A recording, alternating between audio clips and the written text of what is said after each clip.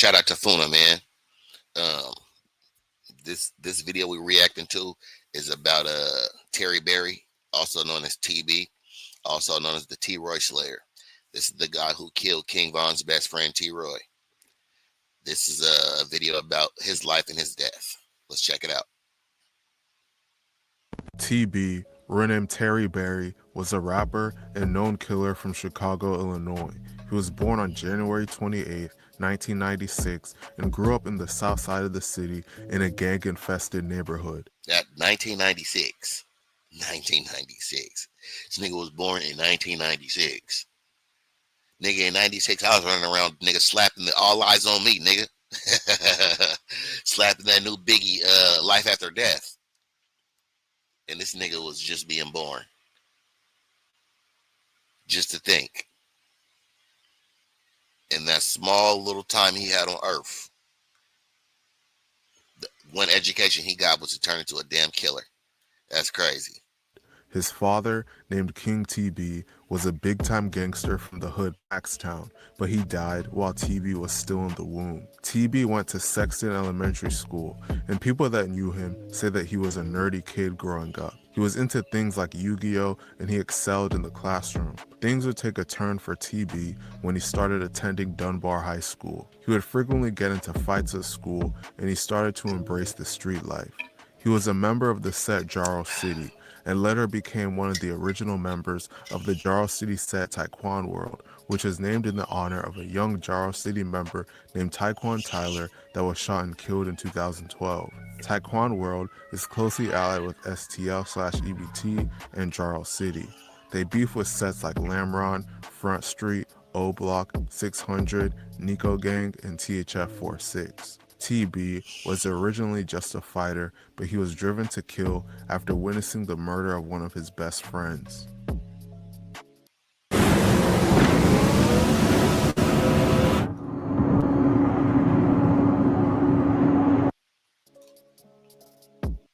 If y'all not familiar with this guy, Big V, well, if you're not familiar with the drill scene, let me just let you know. D Rose from 600. He's an affiliate of King Von, LA Capone, Rondo number 9, C-Day, E-Day, and, so on. Well, D Rose is in prison doing 40 years for this guy's murder, in which, if you ask the streets of Chicago, they'll all tell you D Rose didn't commit this murder. So that's just a little bit of backstory on Big V, and the beef, that took him out the game, basically. On February 12, 2014, a Tyquan World member named Big V, renamed Venzel Richardson, was walking with two other teens in the 6100 block of South Vernon Avenue at about 8:20 p.m. when a white van pulled up and a gunman inside opened fire. Big V, who was walking home from a convenience store, was shot in the head and died on the scene, officially passing away at just 14 years old. Members of 600 were allegedly responsible for Big V's murder. In fact, a 600 member named D Rose, renamed Abir Sardine, was eventually convicted of the murder and sentenced to 40 years in prison for it. There's rumors that members of Front Street were actually the ones responsible for this, and that police pinned the murder on D Rose due to his notorious reputation, as the legendary Chicago rapper Chief Keef would frequently shout out D Rose in his music for being a killer. Regardless of the conspiracies, D Rose is still serving his 40-year sentence. TB was allegedly one of the witnesses to the murder. Given that Big V and TB were close friends, TB was never the same after witnessing something so traumatic. TB turned into a killer and allegedly murdered a childhood friend for dissing Big V. On April 21, 2015, a member of Front Street named Capo, renamed Marshawn Fleming Jr., was walking in the 6000 block of South King Drive when a gunman came out of nowhere and shot him in the back. He was taken to Stroger Hospital in critical condition and was later pronounced dead at just the age of 18.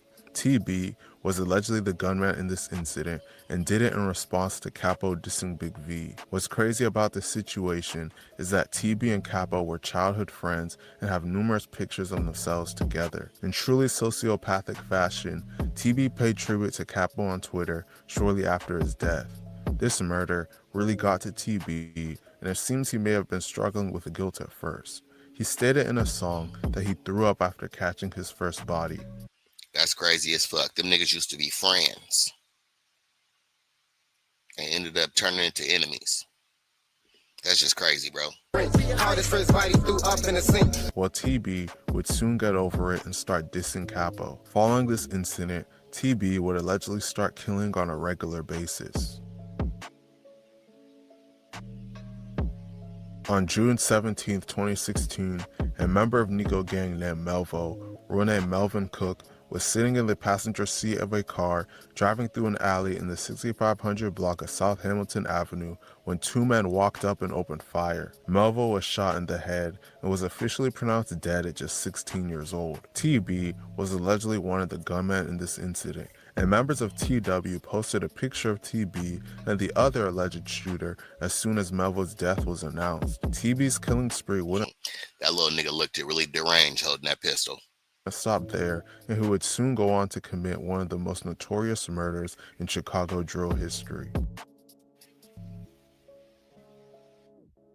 On February 14, 2017, just before noon, one of O Block's alleged top killers named T-Roy, real named James Troy Johnson, was inside of a store in the 2000 block of East 71st Street. As T-Roy was standing around in the store, TB and a member of STL named Get Right entered the store and walked up to him. TB then proceeded to pull out a gun and shoot T-Roy in the chest.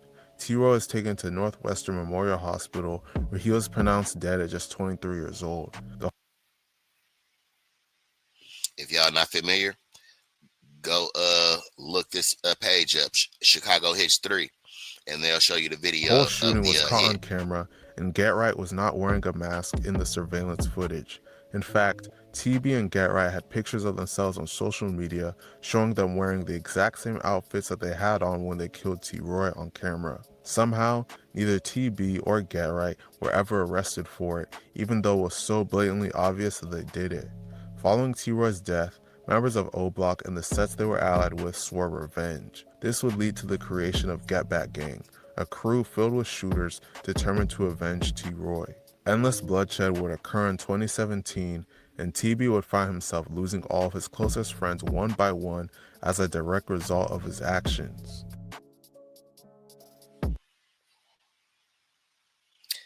Man, that's fucked up. As a direct result of his actions, he started losing all his friends. I bet you he did start going crazy.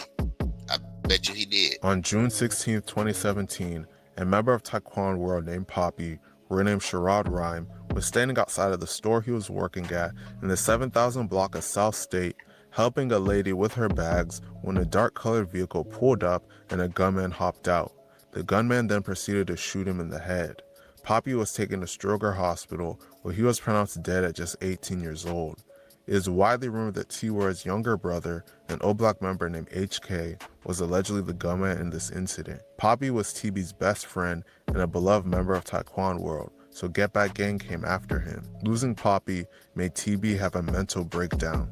According to one of TB's school teachers that maintained a relationship with him throughout his life, TB was admitted to a mental hospital twice after Poppy's death. Shortly after this incident, Get Them little niggas was out there Back playing Gang with would bread. allegedly carry out another brazen broad daylight attack and kill more of TB's friends. On July 17, 2017, two members of STL named Kobe, renamed Stanley Jacoby Mack, and Brick, renamed Jermaine Robinson, were in the 6300 block of South St. Lawrence when multiple cars pulled up. If y'all don't know who FBG Brick is, that is the older brother, FBG Duck. Rest in peace to both Gunmen of them. hopped out and shot Kobe instantly. Brick ran away and tried to hop a fence when he was shot multiple times in the back. Both of them were pronounced dead on the scene. Kobe was just 31 years old and Brick was just 26 years old. Brick was actually the brother of famous Chicago rapper FBG Duck. Get Back Gang was allegedly responsible for these murders. Losing more close friends really drove TB crazy. According to a Jaro City member named FBG Butta, after the deaths of Brick and Kobe, TB was no longer in his right mind and would walk around all day carrying a Bible and talking to himself. Eventually, Get Back Gang would finally accomplish their goal of avenging T-Roy's death by killing the person responsible. Last shot multiple times. Critical condition. The location is that? 45 on the front porch. A couple to the head, one to the neck, arm, head, and more than likely that's where he was. He said a couple to the head, one to the neck. Woo wee! Be advised, victim on the porch is extremely critical.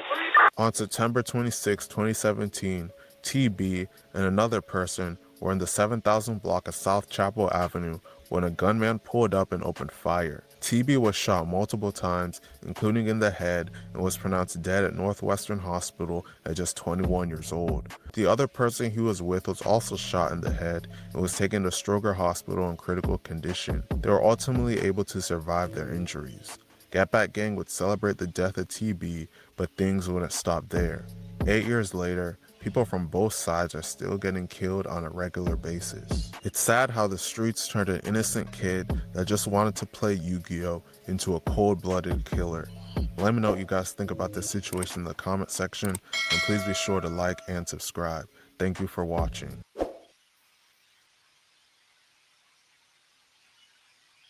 Shout out to Funa, man. That was a dope breakdown.